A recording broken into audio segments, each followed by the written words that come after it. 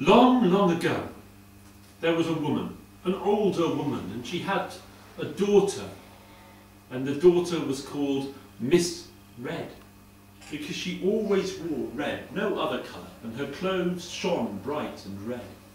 But they were poor, and they worked on the land in the fields, and one day as they were working on the land in the fields, the sky above darkened, and they felt a rush of wind.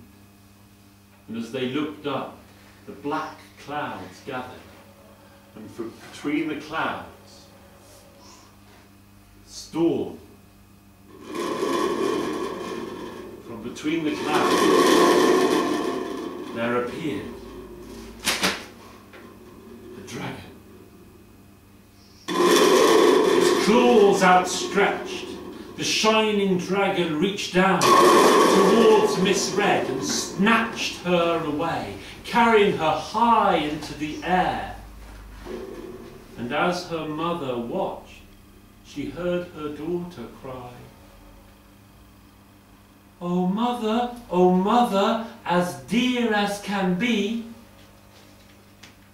Oh mother, as dear as can be. My brother will rescue me. My brother will rescue me. She's carried away behind the clouds to the Dragon Mountain.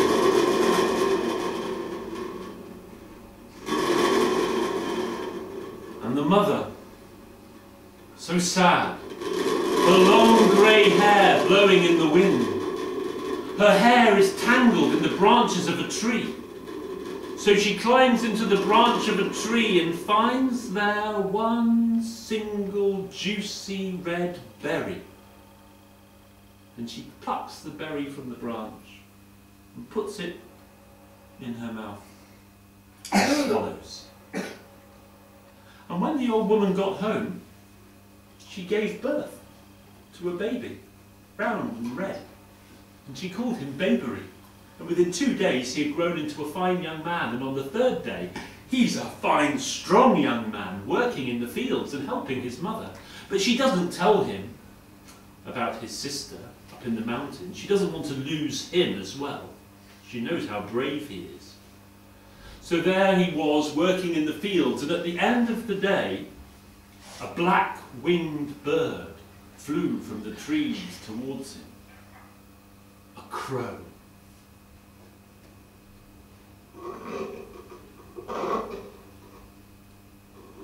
Oh brother, your sister is there. Oh brother, your sister is there. She's trapped in the wicked dragon's lair. She's trapped in the wicked dragon's lair. And the bird flew off between the trees, its black wings beating, while Babery returned home to his mother. Mother, do I have a sister? I didn't tell you, my child, because I know you will go looking for her, and before she can stop him, he has set off with a great stick and walked towards Dragon Mountain and starts to climb. Higher and higher and higher he climbed, climbing so high that he reached the clouds. And when he came to the level of the clouds, upon him, upon the path, was a great boulder, a mighty rock, and he could not get around it. What could he do? He took his stick and levered it against that boulder. Can you help me? He held onto that stick and heave, and the stick managed to move the boulder, just shifting it a little, and finally heave, and the boulder began to roll and roll, crashing down the mountain and through the undergrowth and breaking trees, crashing to the bottom of the mountain. And there, where the boulder had been, was a great pit. Now you know, if you're in your garden or in the countryside and you pick up a big rock, what will you find in the pit underneath? Bugs. Bugs. What kind of bugs were in that pit? Wood lice. Wood lice, exactly. And with their 6 legs, yes. Millipedes. And millipedes with their many, many legs. Spiders with their 8 legs and Centipedes. centipedes too. Anything else? Slugs. Slugs? Snails. Worms, snails, Grasshoppers. and even maybe some grasshoppers. All sorts of crawling creatures and slithering creatures were in that pit. It was seething with them, and among them, Babery noticed, strange, a pipe. A strange-looking pipe.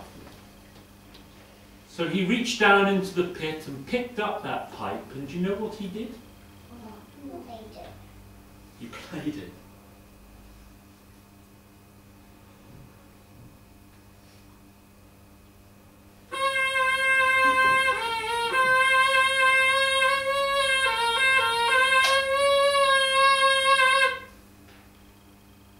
And as he played, all of those bugs rose up. The creatures with legs rose up on their back legs, and the creatures with no legs rose up on their tails and swayed from side to side as he played. Lift your hand like that. And the creatures swayed, entranced by the strange magic pipe.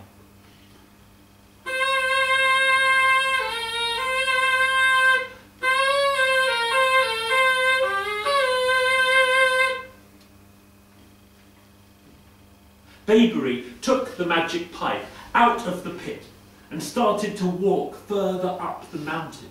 He climbed higher and higher and higher until he came near to the top of the mountain. There in the bright sunshine, he saw a deep blue pool. He walked around the pool and then heard swishing.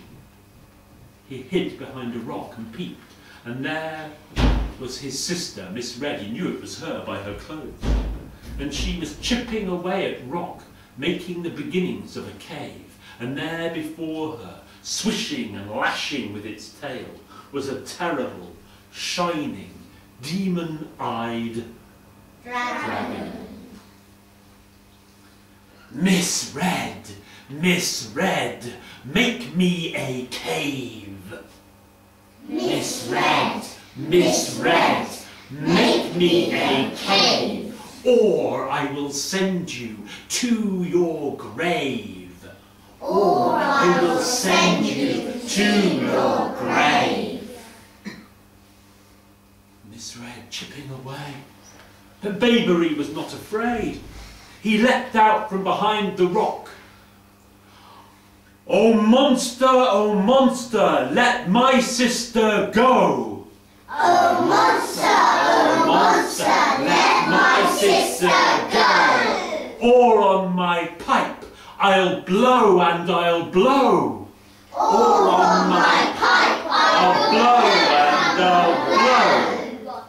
But the dragon was not afraid and laughed and lashed and swished its tail. So Babery began to play. Get ready with your hands.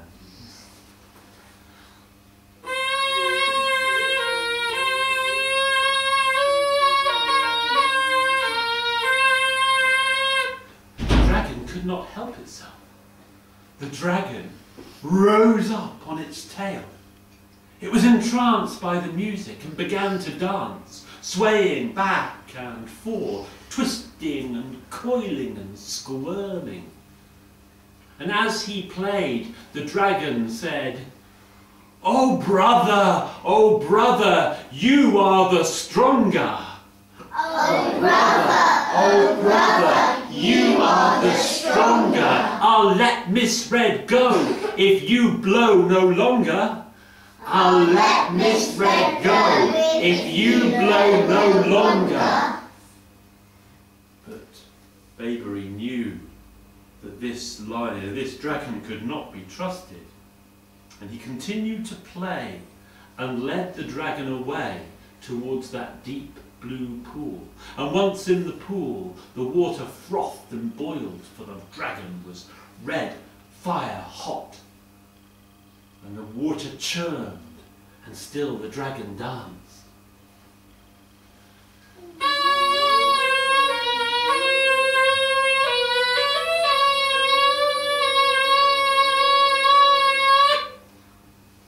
Oh brother, you are the stronger. Oh brother, you are the stronger. I'll stay in this pool if you blow no longer.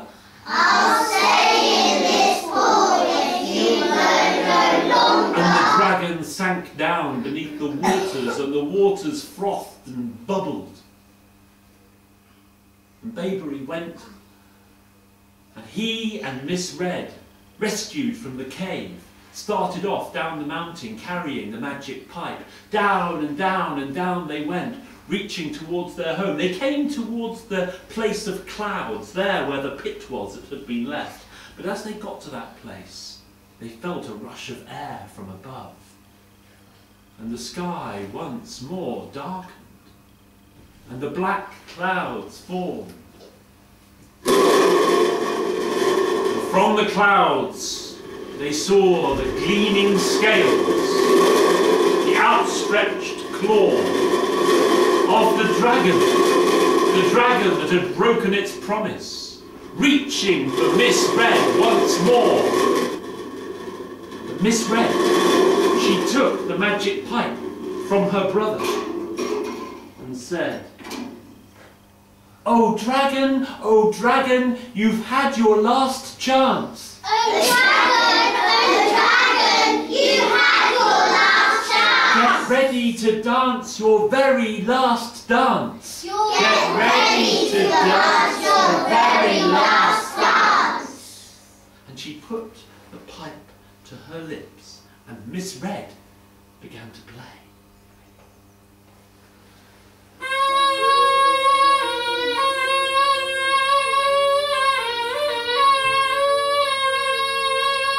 And she danced that dragon back up the mountain path. And Bayberry took in turns with her to play. First he played, then Miss Red played, then Bayberry played, then Miss Red played. They played the dragon all the way to the deep blue pool. And into the pool the dragon danced, and the water frothed and boiled. Faster and faster and faster they played. They played for 7 nights and for 7 days. All the time they played faster and faster.